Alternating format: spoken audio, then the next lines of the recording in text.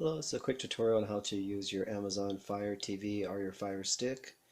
When you plug it in and get it get it set up, once you get on your internet where it says home right here, you should see icons here. You should see these icons. If it's blank and says loading, that means you're not connected to the internet. You need to go back and check your settings again to make sure you're actually connected to the internet. So that is a good indicator right here that you are connected. So what you want to do is you want to hit all the way down to the bottom where it says settings, and you want to go to the right where this rocket ship is here. It says applications, and I know the video is not that great to read right now, but it's the best I can do for now. Click on the applications, and then it's going to pop up all these different options. Choose the one on the bottom. It says manage all installed applications. Now on here you're going to see some applications here. What you want to look for is either Kodi or XBMC. I'm doing most of them with Kodi now, but it works the same for Kodi or XBMC, so I'll use Kodi and hit Kodi. And now you're going to have options here to launch, force a stop, uninstall, clear data, or clear cache. Only use the top two, launch or force stop. Never use uninstall. The only time you use force stop is if it freezes for some reason, then you can back out of it and hit force stop, but I'll show you how to do that in just a minute. So we're going to launch the application, okay? Once we launch the application, this is your home screen, your XBMC home screen, or your Kodi home screen. Currently in the far left corner up here, you can see where it says Kodi. This is the remote control right here, and it's got a wheel and left, right, up, and down, so that's what I've been using. And the center part is enter. So what we're going to do is we want to go over to videos, and here on add-ons, these are all your add-ons, and add-ons are basically just they're kind of like bundles where you get all of your data and your streams from, and all of your content. What you can do is select different add-ons, and you can add different add-ons as well. So here what we'll do is let's select one channel. One channel is like Netflix, but like on steroids. Basically you can get anything or any show for free on it. So we'll click one channel, and it'll give you this, if you're using it for the first time, it'll ask you to wait 15 seconds. It's just updating and that kind of stuff. And with this, you don't really have to worry about updating. This box updates itself. Okay. Okay. And I also have a website that I will be giving you that will keep things updated, keep you informed on what's going on with the Kodi box, this Amazon box here. Okay, so we're going to go to, let's go to movies. And if you know what movie you're looking for, you can search for it. If not, then I usually go to featured. Featured usually shows me all the newer movies, what's kind of out there and such. So it's usually the ones that are like the newest added. Now the more that you use your box, the faster it's going to be, because it's going to do a thing called caching. It'll cache all of the information, and the next time you want to retrieve it, it'll already have it copied there onto the flash drive that's installed in the Fire TV. Now here you can see all the different movies, and it has a little picture to the right hand side, and if you use the left click, you can actually change it where it says on top here, the top one, list. You can change the way it looks to a big list, to the way it was as thumbnails, poster wrap. This fan art has a little bit of a description, media info, where it shows you a description of it and tells you what the movie's about. So depending on what you want, it doesn't really matter. I just leave it as a list for now. And then when you're done with it and you like what you've selected, hit the right button, and then you'll be back to where you were. So there's some Book of Life. Now some of these, if they're in the theater right now, like The Interview is in the theater, but it's like a really good copy. It's like very good. Some will say cam on them, and I'll show you where that's at, which means it's a camera version.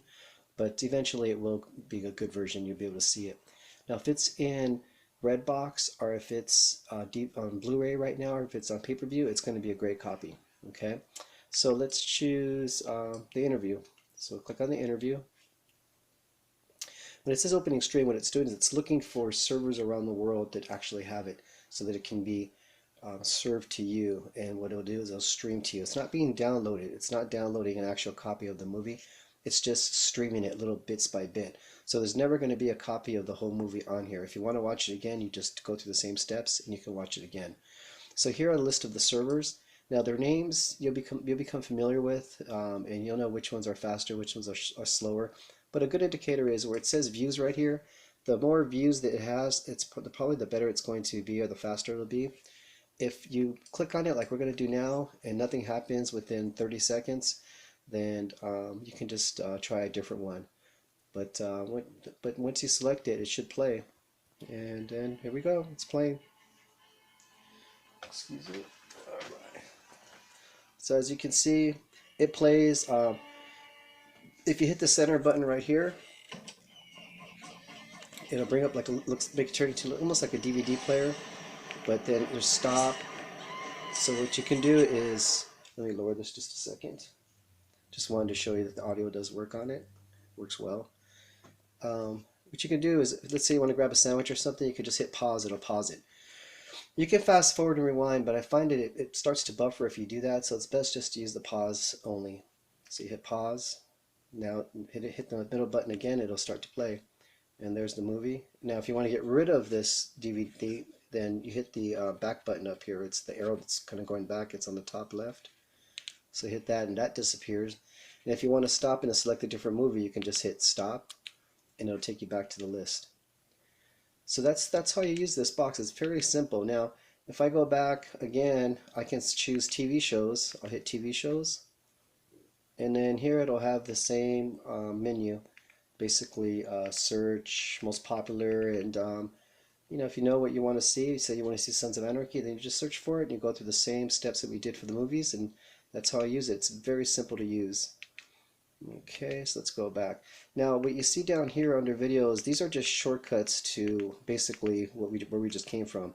So if you look at click is right there. Well, if we go back, click is also right here. So I just put those little shortcuts there because I use these most frequently. That's pretty much it. That's how you use this box. Now, there's ways to get some live video, like ball games and sports events, and to get those you would have to wait for the day of the event. So if it's a baseball game or if it's a fight, if it's fight night, then you just go to click on click, and then from click you would just go to live streams, and then from live streams then you would just select sports. So sports would be listed right there, or you can go back and just hit sports right there, either one, and it should come up with it'll tell you like Pacquiao fight or whatever the name is, and then you just use it. So right now it's ESPN and it's live HD. So if you click on those, that's what's going to show right now. Live streaming used to work great when we had Mashup, but Mashup's now gone. So the programmers are out there trying to get it going and working again. But until then, this is pretty much all we have to work with, live streams. And there's another one called iLive. Let's see here. It's right here, iLive. And if you click, I click the new menu on iLive. And then you can choose what you want, like there's sports and news. Now some of these are broken links, meaning that the link does work sometimes it doesn't. It all depends. Like here's ESPN, I'll try it. It may not work, but yeah, its script failed, so they're still working on it right now. When you see that script failed, that means that the programmers are working on it. I don't program these. I program the box itself, but I don't program the websites to actually host all the content. That's we're pretty much at excuse back here. We pretty much have to wait until they get it all sorted out. So on my webpage, I have alerts so that you know when things are sorted out. I put the date of the last alert, and you can check the website there. Okay. This is going to conclude this video, so I will have this video posted on the website, and you can access it. Thank you very much, and appreciate all your patience.